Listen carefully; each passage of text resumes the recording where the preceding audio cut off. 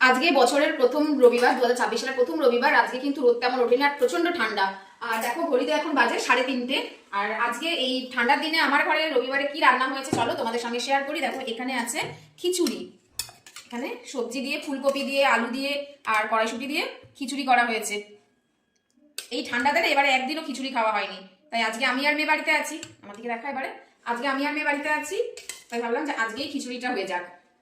কারণ দুজনের জন্য কি আর রান্না করবো, তাই জন্য এটাই ঠিক আছে, তাই না?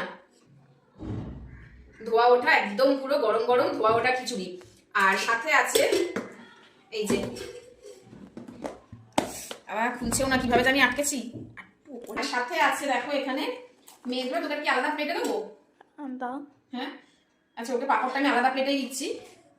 ও যেহেতু ব্যাগ পাঁপড়টা বেশি ভালোবাসে, তাই ওর জন্য আছে এখানে ব্যাগ পাঁপড় ভাজা, আর আছে ডিমের অমলেট।